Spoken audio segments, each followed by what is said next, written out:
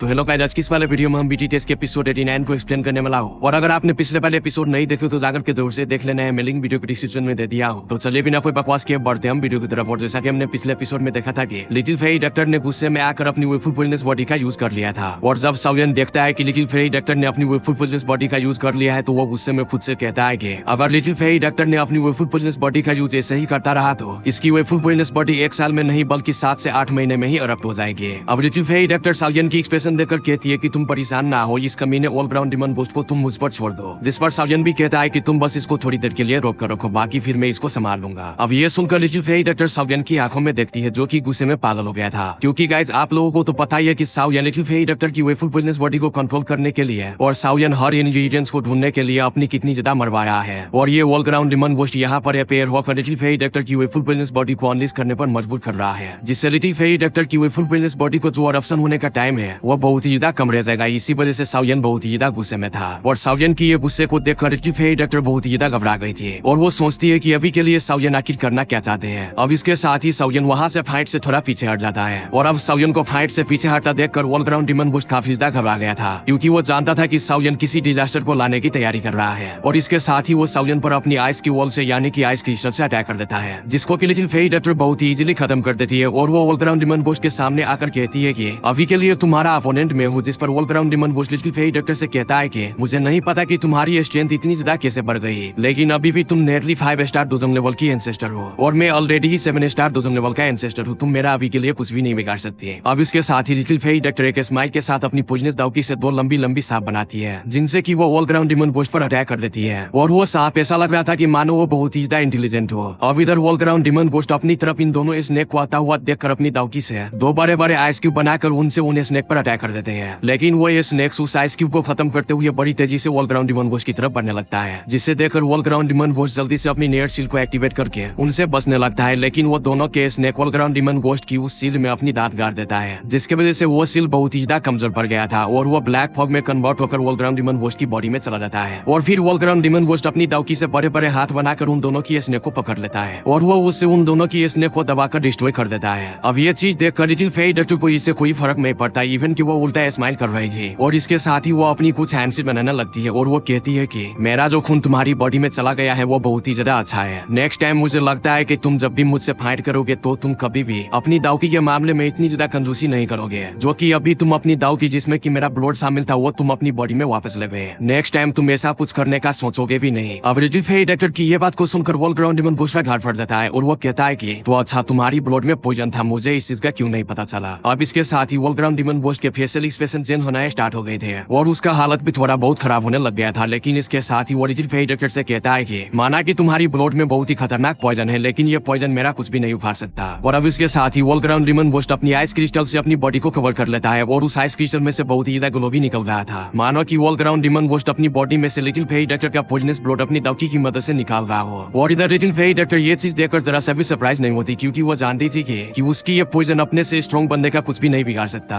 और उसका ये स्ट्रॉन्ग ओपोनेंट इजीली अपनी बॉडी में से इसका ये पॉइजन बाहर निकाल सकता है। लेकिन अगर बात की जाए कोई आम सी एक्सपर्ट की तो वो लिटिल फेरी डॉक्टर की इस पॉइजन से मारा भी जा सकता है। लेकिन अभी के लिए लिटिल फेरी डॉक्टर का सिर्फ मकसद साउयन को टाइम देना था, ताकि वो अपनी किसी खतरनाक दाऊ स्किल का यूज करके ऑल ग्राउंड डिमन बोस्ट की धज्जियां उड़ा दे। और इधर ऑल ग्राउंड डिमन बोस्ट अपनी बॉडी में से लिटिल फेरी डॉक्टर की पॉइजनस ब्लड को बाहर निकालता देखकर लिटिल फेरी डॉक्टर इस मौके का फायदा उठाने लगती है और वो ऑल ग्राउंड डिमन बोस्ट के सामने अपेयर होकर उस पर अटैक कर देती है। और अभी के लिए ऑल ग्राउंड डिमन बोस्ट अपनी सारी स्ट्रेंथ लिटिल फेरी डॉक्टर की पॉइजन को अपनी बॉडी से बाहर निकालने में लगा रहा था। और अगर लिटिल फेरी डॉक्टर अभी ऑल ग्राउंड डिमन बोस्ट पर अपनी कोई बहुत ही खतरनाक अटैक कर देती है तो वो डेफिनेटली हार जाएगा। अब इसके साथ ही थोड़ी देर के लिए all ground demon boast little fairy doctor से अच्छी खासी मार खाता है। लेकिन तभी all ground demon boast Xiao Yan की तरफ देखता है, जिनके के हाथ में ग्रीन लोटस कोड फ्लेम और फॉलन फ्लेम थी। और हैंड फैंग ने ऑल ग्राउंड डिमन बोस्ट को ये बात अच्छे से समझा रखी थी कि साउयन के पास हेवनली फ्लेम की एक दाव टेक्निक है जो कि बहुत ही ज्यादा खतरनाक है और उससे साउयन अक्सर अपनी लाइफ को बचाने के लिए ही यूज किया करता है। लेकिन इन दोनों हेवनली फ्लेम को आपस में मर्ज करता हुआ देखकर ऑल ग्राउंड डिमन बोस्ट को इससे कोई ज्यादा फर्क नहीं पड़ता, क्योंकि वो जानता था कि वो एक 7 स्टार दोजंग लेवल का एक्सपर्ट है। इसीलिए साउयन की ये 2 हेवनली फ्लेम वाला अटैक उस पर ज्यादा असर नहीं करने वाला। इसीलिए ऑल ग्राउंड डिमन बोस्ट को इस चीज से घंटा भी फर्क नहीं था पड़ा। और अभी के लिए साउयन भी ये बात अच्छे से जानता था कि उसका ये 2 हेवनली फ्लेम से बना हुआ बुद्धा एंग lotus all ground demon boast का कुछ ज्यादा नहीं बिगाड़ पाएगा। इसीलिए साउयन अपनी माथे पर बनी हुई बोन सीलिंग फ्लेम की सील को थोड़ा सा प्रेस करता है, जिसमें से मास्टर येलो की बोन सीलिंग फ्लेम बाहर आ जाती है। और अभी के लिए साउयन अपनी बुद्धा एंग लोटस में इस तीसरी हेवनली फ्लेम जो कि मास्टर येलो की बोनसिलिंग फ्लेम थी उसको भी यूज करने वाला था। और इस बोनसिलिंग फ्लेम के अपीयरेंस के वजह से ही वहाँ का एटमोस्फेयर बहुत ही ज्यादा हार्ड हो गया था और यहाँ पर के सभी के लोग इस टेम्परेचर से बचने के लिए अपनी बॉडी को अपनी दावकी से कवर करने की कोशिश करता है, लेकिन इसका कोई फायदा नहीं होता क्योंकि हेवनली फ्लेम एक बहुत ही ज्यादा स्ट्रॉन्ग सब्जेक्ट है जिसके खिलाफ कोई भी दावकी इतना ज्यादा असर नहीं करती। अब इसके साथ ही साउयन उन तीनों हेवनली फ्लेम को आपस में मर्ज करना स्टार्ट कर देता है। अब ये चीज देखकर वोल्ग्राउंड डिमन घोस्ट की गांड फटकर हाथ में आ जाती है और वो कहता है कि मुझे यकीन नहीं आ रहा कि ये लड़का इतनी सी एज में इस लेवल पर पहुंच चुका है। मुझे इस लड़के को ज्यादा देर तक इस अटैक को बनाना नहीं देना चाहिए, मुझे इसे रोकना ही होगा। अब ये कहकर वोल्ग्राउंड डिमन घोस्ट अपनी बॉडी में से लिटिल फेई डायरेक्टर की पॉइजनस ब्लड को अपने आइस क्यूब में ब्लो करके उसे बाहर निकाल देता है। अब ये चीज देखकर लिटिल फेई डायरेक्टर बहुत ही ज्यादा हैरान होती है और वो कहती है कि तुमने मेरे पॉइजनस ब्लड को अपनी बॉडी से इतनी जल्दी बाहर कैसे निकाल दिया, जिसका वोल्ग्राउंड डिमन घोस्ट को भी जवाब नहीं देता और वो लिटिल फेई डायरेक्टर के सामने अपेयर होकर अपनी फार्म से लिटिल फेई डायरेक्टर पर अटैक कर देता है, जिसको कि लिटिल फेई डायरेक्टर टच नहीं कर पाती और वो उस अटैक को रिसीव कर लेती है, जिससे कि वहाँ पर एक बहुत ही बड़ा एक्सप्लोजन होता है और लिटिल फेई डायरेक्टर खून का उल्टिया करती हुई बहुत दूर जाकर गिरती है और लिटिल फेई डायरेक्टर के मुंह से निकला हुआ वो खून किसी तीर की तरह वोल्ग्राउंड डिमन घोस्ट की तरफ बड़ी तेजी से जाने लगता है, जिसको कि वोल्ग्राउंड डिमन घोस्ट बहुत ही इजीली रोक लेता है और वो लिटिल फेई डायरेक्टर की तरफ बढ़ते हुए कहता है कि लड़की तुम मुझे जरा सा भी नहीं रोक सकती और मैं अभी के लिए तुम्हें लास्ट चांस दे रहा हूँ यहाँ से जाने का, वरना मैं तुम्हें यहीं पर किल कर दूंगा। जिस पर लिटिल फेई डायरेक्टर कोई भी आंसर नहीं करती और वो उल्टा वोल्ग्राउंड डिमन घोस्ट पर अटैक कर देती है। अब ये देखकर वोल्ग्राउंड डिमन घोस्ट कहता है कि तुम अपनी मौत खुद मरोगी और अब इसके साथ ही वोल्ग्राउंड डिमन घोस्ट और लिटिल फेई डायरेक्टर के बीच बहुत ही ज्यादा खतरनाक लेवल की बैटल स्टार्ट हो जाती है और दूसरी तरफ साउयन अपनी 3 हेवनली फ्लेम की बुद्धा एंग्री लोटस बनाने में बिजी था और अभी के लिए साउयन थोड़ा बहुत कॉन्फिडेंट था कि इस बुद्धा एंग्री लोटस से वोल्ग्राउंड डिमन घोस्ट को इंजर तो कर ही देगा, लेकिन साउयन को ये यकीन नहीं था कि वो इस बुद्धा एंग्री लोटस से वोल्ग्राउंड डिमन घोस्ट को किल कर देगा, क्योंकि वोल्ग्राउंड डिमन घोस्ट इवेंट के प्रोटेक्टेड गू से भी बहुत ज्यादा स्ट्रॉन्ग था। ताऊ के वक्त जब की प्रोटेक्टेड गू ने यूनसान की सोल बॉडी को निकल लिया था और उसकी स्ट्रेंथ बहुत ज्यादा बढ़ गई थी, तो वोल्ग्राउंड डिमन घोस्ट की अभी की स्ट्रेंथ उससे भी बहुत ही ज्यादा है। और फिर इसके साथ ही साउयन सोचता है कि अगर मैं इन 3 हेवनली फ्लेम से बने हुए बुद्धा एंग्री लोटस से वोल्ग्राउंड डिमन घोस्ट पर अटैक किया तो क्या पता वो ना मरे, और वैसे भी मैं इन 3 हेवनली फ्लेम से बने हुए बुद्धा एंग्री लोटस को दिन में एक ही बार यूज कर सकता हूँ और यही मेरा लास्ट चांस भी है, और अगर मैं इसमें नाकाम हुआ तो मैं वोल्ग्राउंड डिमन घोस्ट के हाथों मारा जाऊंगा। इसीलिए मुझे अपनी पूरी कोशिश करनी होगी वोल्ग्राउंड डिमन घोस्ट की पिछवाड़ा फाड़ने की। और इधर दूसरी तरफ little fairy director all ground demon ghost के हाथों बहुत ही ज्यादा मार खा रही थी और उसके मुंह में से बहुत ही ज्यादा खून भी निकल रही थी क्योंकि वो बहुत ही ज्यादा इंजर्ड हो चुकी थी। और जब साउयन लिटिल फेई डायरेक्टर की ऐसी हालत देखता है तो वो पूरी तरीके से पागल हो जाता है और इधर वोल्ग्राउंड डिमन घोस्ट ये सारी सिचुएशन पर कुत्तों की तरह हंस रहा था। और फिर हम देखते हैं साउयन को जो कि बहुत ही ज्यादा गुस्से में आ गया था और वो एक और फ्लेम को बाहर निकाल लेता है जो कि थी लाइफ ट्रांसफॉर्मिंग फ्लेम, और ये फ्लेम साउयन ने डीमन फ्लेम बेली के फर्स्ट लेयर फैंग डैंग और बाकी के 2 लेयर से चुराई थी और अभी के लिए साउयन उस फ्लेम को अपनी एंग्री बुद्धा लोटस में बुलाने वाला था। अब जैसे ही साउयन लाइफ ट्रांसफॉर्मिंग फ्लेम को अपनी 3 हेवनली फ्लेम वाली एंग्री बुद्धा लोटस में डालना स्टार्ट करते हैं तो वहाँ पर एक डिस्ट्रक्टिव एनर्जी हर तरफ फैलना स्टार्ट हो जाती है जो कि किसी भी इलाइव डोजन लेवल के एंसेस्टर को डराने के लिए काफी थी। और फिर इधर हम दूसरी तरफ फर्स्ट लेयर सू कैन और हैंडफैंग को देखते हैं जो कि लड़ लड़ कर बेहाल हो गए थे और इन दोनों की हालत बहुत ही ज्यादा खराब थी, लेकिन फर्स्ट लेयर सू कैन थोड़ा सा वीक नजर आ रहे थे। अब इसके साथ ही हैंडफैंग फर्स्ट लेयर सू कैन का मजाक उड़ाते हुए कहता है कि फर्स्ट लेयर सू कैन, मुझे लगता है कि तुम काफी ज्यादा बुरे हो चुके हो जो कि तुम मेरा मुकाबला नहीं कर पा रहे हैं। अब ये सुनकर फर्स्ट लेयर सू कैन हैंडफैंग की बेइज्जती करते हुए और उसका मजाक उड़ाते हुए कहता है कि मैं तुमसे अच्छा ही हुई इवेंट के तुमने अपनी हेवनली फिल्म को हॉल ऑफ सोल के किसी कुत्ते को दे दिया और बदले में तुम्हें हॉल ऑफ सोल के उस एल्डर ने तुम्हारा मार मार कर पिछवाड़ा फाड़ कर इस स्टेज पर पहुंचा दिया है और ना तो तुम अभी के लिए कोई इंसान हो और ना ही कोई भूत। क्या तुम्हें हॉल ऑफ सोल में एक एल्डर्स ने मिलकर मारी थी कि सभी के एल्डर्स ने मिलकर, जो कि तुम्हारी ऐसी हालत कर दी है, ना तो तुम्हें इस घाट का छोड़ा है ना तो उस घाट का। अब दूसरे लोग तो क्या, मैं तुम्हें खुद नहीं मारूंगा क्योंकि तुम्हारा पहले से ही फटा हुआ है। अब फर्स्ट लेयर सुकैन की ये बात को सुनकर हैंडफैंग को बहुत ज्यादा गुस्सा आ जाता है और वो फर्स्ट लेयर सुकैन से कहता है कि चलो अब मैं भी देखता हूँ कि तुम्हें तुम्हारी स्टूडेंट के सामने हराने के बाद तुम किस मुंह से अपनी स्टूडेंट्स को पढ़ा पाओगे या सिखा पाओगे। और इसके साथ ही हैंडफैंग और फर्स्ट लेयर सुकैन अपनी सारी दावकी को अनलिस्ट कर देते हैं और फिर इसके साथ ही हैंडफैंग हंसते हुए फर्स्ट लेयर सुकैन से कहता है कि फर्स्ट लेयर सुकैन, जब के वक्त से मैं दोजोंग क्लास पर पहुंचा हूँ मेरा बड़ा ही दिल कर रहा है किसी इलाइव दोजोंग लेवल के एंसेस्टर को किल करने का, और मुझे लग रहा है कि जो इलाइव दोजोंग लेवल का एंसेस्टर जो मेरे हाथों से पहली बार मरेगा वो आज तुम ही हो। अब हैंडफैंग ये सब बकवास कर रहा था लेकिन तभी वो सेंस करता है बहुत ही डिस्ट्रक्टिव एनर्जी को आसमान में, और जब हैंडफैंग चेक करता है कि ये एनर्जी कहाँ से आ रहा है तो वो देखता है साउयन को, जिसे देखकर हैंडफैंग की पूरी तरीके से फट जाती है और वो अभी के लिए पूरी तरीके से डर चुका था और वो डर के मारे पेन पे भी सुसु कर दिया था क्योंकि साउयन के हाथों में जो एंग्री बुद्धा लोटस था वो 4 कलर हेवनली फिल्म से बना हुआ था, जो देखकर हैंडफैंग बिल्कुल पेन में ही हक दी थी। अब इधर फर्स्ट लेयर सुकैन भी कहते हैं कि ये फायर लोटस जो कि साउयन के हाथ में ये इतना ज्यादा स्ट्रॉन्ग कैसे हो सकता है क्योंकि ये फायर लोटस साउयन के पिछले फायर लोटस से बहुत ही ज्यादा स्ट्रॉन्ग है। अब हैंडफैंग साउयन को और साउयन के हाथ में इस फायर लोटस को देखकर वहीं पर जम गया था और वो अभी के लिए पूरी तरीके से डरा हुआ था क्योंकि वो जानता था कि अगर साउयन ने उस पर यह फायर लोटस फेर दिया तो उसका चटनी बन जाएगा। और अभी के लिए हैंडफैंग साउयन से आई कांटेक्ट करने में भी बहुत ज्यादा डर रहा था और वो अपनी आंखें फेर लेता है क्योंकि वो जानता था कि साउयन ने ये जो एंग्री बुद्धा लोटस बनाया है वो all ground demon demon ghost पर अटैक करने के लिए बनाया है। लेकिन अगर इस दौरान साउयन का माइंड जरा सा भी डाइवर्ट हो गया तो साउयन वैसे भी हैन फैंग से बहुत ही ज्यादा नफरत करता है, तो हो सकता है कि साउयन गुस्से में आकर एंग्री बुदल लोटस को हैन फैंग पर ही फेंक दे, जिससे कि हैन फैंग की पूरी तरीके से फट जाएगी और वह मर जाएगा। अब इधर साउयन डरे हुए हैन फैंग को देखकर एक बड़े ही मजे की स्माइल करता है और वो अपनी एंग्री बुदल लोटस को देखते हुए कहता है कि ये 4 हेवनली फ्लेम से बना हुआ एंग्री बुदल लोटस बहुत ही ज्यादा स्ट्रॉन्ग है, और जो वो लाइफ ट्रांसफॉर्मिंग फ्लेम जो कि फेक हेवनली फ्लेम थी, माना कि वो जेन्युइन हेवनली फ्लेम नहीं है, लेकिन इसका इफेक्ट अभी के लिए बहुत ही ज्यादा है। और फिर इसके साथ ही साउयन अपने इस 4 हेवनली फ्लेम से बने हुए एंग्री बुदल लोटस को नाम देता है एक्सटर्मिनेशन फायर रोटर। और अभी के लिए साउयन अपने इस फायर रोटर से थोड़ा बहुत केयरफुल भी था, क्योंकि वो जानता था कि अगर इस एंग्री बुदल लोटस में जरा सा भी अनस्टेबिलिटी आ गई तो जो पहला पर्सन मरने वाला होगा वो खुद साउयन होगा, क्योंकि इस एंग्री बुदल लोटस में बहुत ही डिस्ट्रक्टिव एनर्जी छुपी हुई थी। अब जैसा कि साउयन ने अपनी 4 हेवनली फ्लेम के एंग्री बुदल लोटस को बना लिया था, तो साउयन का अब नेक्स्ट स्टेप था इस एंग्री बुदल लोटस को ऑल ग्राउंड डिमन घोस्ट पर छोड़ने का। और अब इधर इसके साथ ही ऑल ग्राउंड डिमन घोस्ट साउयन की एंग्री बुदल लोटस की डिस्ट्रक्टिव स्ट्रेंथ को सेंस कर लेता है, और वो भी हैन फैंग की तरह ही डर के मारे एक जगह पर जम जाता है। और अभी के लिए उसने लिजिफेई रैप्टर से फाइट करना छोड़ दिया था। और अब इसके साथ ही ऑल ग्राउंड डिमन घोस्ट अपने आप को कोसते हुए खुद से कहता है कि मैं माधर चौधू जो यहाँ पर आया, मुझे क्या पता था कि ये छोटा सा दवांग लेवल का एक्सपर्ट इतना ज्यादा पावरफुल होगा और ये मुझे मारने के लिए इतना ज्यादा टेरिफाइंग अटैक रेडी कर लेगा। और इस अटैक को देखकर इवन के मेरा भी गांड फटकर हाथ में आ गया है। और फिर इसके साथ ही ऑल ग्राउंड डिमन घोस्ट थोड़ा खांसते हुए बड़े ही बिगी बिल्ली अंदाज में कहता है कि अभी के लिए मैं यहाँ से जा रहा हूँ और मुझे यहाँ पर कोई फाइट नहीं करनी। और अब ऑल ग्राउंड डिमन घोस्ट की ये बात को सुनकर सभी के स्टूडेंट्स और एक्सपर्ट्स और इवन के जेएनएन एकेडमी के सभी के एल्डर्स बहुत ही ज्यादा खुश हो जाते हैं। और वो कहता है कि ये हमारे जेएनएन एकेडमी के हेडमास्टर के जनरेशन का ये ऑल ग्राउंड डिमन घोस्ट भी साउयन के आगे हार मान गया है और ये साउयन से इतनी पोलाइटली बात भी कर रहे हैं। अब इसके साथ ही साउयन ऑल ग्राउंड डिमन घोस्ट को थोड़ा गुस्से में देखता है, लेकिन तभी साउयन की नजर लिजिफेई रैप्टर की खूबसूरत चेहरे पर पड़ती है, जो कि अभी के लिए खून से भरा हुआ था। और इस चीज को देखकर साउयन बहुत ही ज्यादा गुस्से में आ जाता है और वो एक कोल्ड स्माइल से ऑल ग्राउंड डिमन घोस्ट की तरफ देखने लगता है, जो देखकर ऑल ग्राउंड डिमन घोस्ट की फटकर हाथ में आ जाती है। और वो कहता है कि पापा जी आप मेरी मार लो, लेकिन इस तरह से मत देखो, क्योंकि आप बिना मारे ही इस नजर से मेरी फाड़ दोगे। प्लीज पापा जी आप मेरी मार लो, लेकिन मुझे छोड़ दो, मुझे घर जाना है। जिसके साथ ही साउयन कहता है कि बचवाओ तुम यहाँ से नहीं जा सकते हैं। और फिर इसके साथ ही साउयन अपनी 4 हेवनली फ्लेम वाली angry Buddha lotus all ground demon ghost पर छोड़ देता है, जो देखकर कि ऑल ग्राउंड डिमन घोस्ट बहुत ही ज्यादा घबरा गया था और उसके रोंगटे खड़े हो गए थे। और जैसे ही साउयन की angry Buddha lotus all ground demon ghost की तरफ मूव करता है, तो उसकी सिर्फ मोशन के वजह से ये आसमान में बहुत ही बड़ा क्रैक पड़ जाते हैं और वहाँ पर स्पेस फट जाती है। और इधर साउयन इस एंग्री बुदल लोटस को बनाने के बाद उसकी स्ट्रेंथ बहुत ही ज्यादा वीक पड़ चुकी थी और अभी के लिए उसके मुंह में से बहुत ही ज्यादा खून भी निकल रहा था। लेकिन तभी साउयन अपनी स्टोरेज में से कुछ मेडिसिनल पी को निकाल कर खा लेता है। और अब इधर ऑल ग्राउंड डिमन घोस्ट साउयन के इस एंग्री बुदल लोटस के अटैक से बचने के लिए अपनी विंटर कोल्ड ब्लोड फॉर्मेशन का यूज करता है, जिसकी वजह से आसमान में हर तरफ बहुत ही ज्यादा ठंडे बादल खेल जाता है और वहाँ का टेम्परेचर माइनस में गिरना स्टार्ट हो जाता है। और वहाँ पर के ठंड इतनी ज्यादा बढ़ चुकी थी कि सभी के लोग थर-थर कांप रहे थे। मगर साउयन की ये angry Buddha lotus all ground demon ghost की सारी डिफेंसेस को तोड़ता हुआ ऑल ग्राउंड डिमन घोस्ट को बहुत ही ज्यादा इंजर्ड कर देता है। और अभी के लिए ऑल ग्राउंड डिमन घोस्ट बहुत ही ज्यादा खून का उल्टिया करने लग गया था, जिससे कि ऑल ग्राउंड डिमन घोस्ट की पतलून गीली हो गई थी। लेकिन इधर फर्स्ट एल्डर सू कैन जल्दी से सभी के स्टूडेंट्स को और एल्डर्स को भागने का कहता है, और जो स्टूडेंट्स उनके करीब थे उसे लेटने का ऑर्डर दे देते हैं, ताकि वो सभी के लोग इस फायर वेव से बच सके। और इस एंग्री बुदल लोटस से बहुत सारी फायर वेव्स जनरेट हो रही थी, जिससे कि वहाँ पर के बहुत सारे लोग और इवन के डिमन फ्लेम वैली के बहुत सारे एल्डर्स वहाँ पर अंदर स्पॉटी किल हो जाते हैं। और इस एंग्री बुदल लोटस की हाई टेम्परेचर की वजह से ऑल ग्राउंड डिमन घोस्ट की सभी की फॉर्मेशन वहीं पर डिस्ट्रॉय हो चुकी थी और उसके वो सारे ठंडे क्लाउड गर्म हो चुकी थी। और अभी भी वहाँ पर से बहुत सारी फायर वेव्स लगातार जनरेट हो रही थी और एक बहुत बड़ी फाइनल फायर वेव भी थी, जिससे कि फर्स्ट एल्डर सू कैन बहुत ही ज्यादा घबरा गए थे। और अभी के लिए उन्हें लग रहा था कि ये सारी जेएनएन एकेडमी ही इस फायर वेव की वजह से डिस्ट्रॉय हो जाएगी और आसपास के 500 किलोमीटर दूर तक के इलाका भी इस फायर वेव की वजह से डिस्ट्रॉय होने वाला है। अब इस फाइनल फायर वेव को देखकर फर्स्ट एल्डर सू कैन जल्दी से सभी को चिल्लाकर कहता है कि सभी के स्टूडेंट जल्दी से अपने आप को बचाने के लिए यहाँ से भागो और कहीं पर जाकर छुप जाओ, ताकि तुम लोग इस फायर वेव से बच सको। और अब इनर एकेडमी की ये सारी सिचुएशन को देखकर साउयन बहुत ही ज्यादा घबरा गया था। और गाइस अभी मैं आप लोगों को सीधी बात ये बता दूं कि साउयन का ये एंग्री बुदल लोटस अभी फटा नहीं था, बल्कि साउयन की उस एंग्री बुदल लोटस से निकलने वाली फायर वेव की वजह से ही ऑल ग्राउंड डिमन घोस्ट के सारे डिफेंसेस खत्म हो गए थे और इनर एकेडमी के हालात भी पूरी तरीके से खराब होने लग गई थी। और अगर अभी के लिए ये angry Buddha lotus inner academy में फट गया तो ये इनर एकेडमी ही नहीं बल्कि पूरी जेएनएन एकेडमी ही इस दागी कॉन्टिनेंट से डिस्ट्रॉय हो जाएगी। और इसमें अभी के लिए साउयन पूरी तरीके से हेल्पलेस था, क्योंकि साउयन का इस एंग्री बुदल लोटस पर से कंट्रोल खत्म हो गया था। क्योंकि जबकि वक्त साउयन के एंग्री बुदल लोटस का कोलिजन इस ऑल ग्राउंड डिमन घोस्ट की ठंडी दावकी से हुआ, तो इसके वजह से साउयन का कंट्रोल अपने एंग्री बुदल लोटस पर से कंप्लीटली उठ गया था। और इसके साथ ही साउयन सोचता है कि अगर मैं इस एंग्री बुदल लोटस को यहाँ पर फटने दिया तो इनर एकेडमी में इन बेकसूर स्टूडेंट्स की लाशें बिछ जाएगी, जो कि मैं किसी भी हालत में नहीं होने दे सकता। और अब इसके साथ ही साउयन अपनी स्टोरेज में से बहुत सारी मेडिसिनल पिल को निकाल कर अपने मुंह में रख लेता है और फिर इसके साथ ही वो अपने मुंह में से बहुत सारा ब्लड निकाल कर अपने हाथों में ले लेता है। और अभी के लिए साउयन अपनी इस फायर रोटस को रोकने के लिए उसे जो करना हो वो करने के लिए तैयार था, क्योंकि वो किसी भी मासूम स्टूडेंट्स को अपने इस फायर रोटर से मरने नहीं दे सकता था। और फिर इसके साथ ही साउयन अपने प्लॉट को अपने हाथ में लिए बहुत सारी सीड्स को बनाता है ताकि वो इससे अपने एंग्री बुदर रोटर्स को रोक सके। और गाइस अभी के लिए साउयन ने अगर ऐसा कर लिया तो साउयन का लेवल बहुत ही ज्यादा गिर जाएगा और साउयन पहले से बहुत ही ज्यादा ऊपर जाएगा और फिर साउयन को कई साल लग जाएंगे अपने इस करंट लेवल पर पहुंचने के लिए। और साउयन की ऐसी हालत हो जाएगी जैसे कि आइस एम्पर की हुई थी। लेकिन अब इससे पहले कि साउयन अपनी इस एंग्री बुदर रोटर्स को रोकने के लिए अपनी हैंडशिप बना पाता, लेकिन उससे पहले वहां पर उस एंग्री बुदर रोटर्स के करीब दो ओल्ड फिगर से पेयर हो जाते हैं जो कि बहुत ही ज्यादा स्ट्रॉन्ग लग रहे थे। और फिर वो दोनों के एक्सपर्ट साउयन के सामने पेयर होकर साउयन से कहता है कि अबे तुम हैप्पी न्यू ईयर के दिन ही इस पूरी जेनन एकेडमी को खत्म कर दोगे क्या? जिस पर साउयन कहता है कि मुझे लगा इस हैप्पी न्यू ईयर के दिन ही इस वोल्करम डिमन घोस्ट को खत्म करके इसके नाम के पटाखे जलाओ। लेकिन यहाँ पर तो जेनन एकेडमी ही पटाखे बन गया है जो कि अब फटने वाला है। जिस पर वो दोनों के एल्डर कहता है कि सबसे पहले तो आप सभी को हैप्पी न्यू ईयर। और ये वीडियो खत्म होने वाला है तो नए साल की खुशी में इस चैनल को जाकर के सब्सक्राइब कर दो और वीडियो यहाँ तक देखी ली तो इस नए साल की खुशी में खाते पीते लाइक भी कर दो। और फिर इसके साथ ही वो दोनों साउयन से कहता है कि इस एंग्री बुदर लोटस को और इस वोल्करम डिमन घोस्ट को मैं देखूंगा अगली वाली वीडियो में। तब तक के लिए बाय बाय, ड्रेस यू और इस हैप्पी न्यू ईयर में खाओ पियो और मस्त रहो।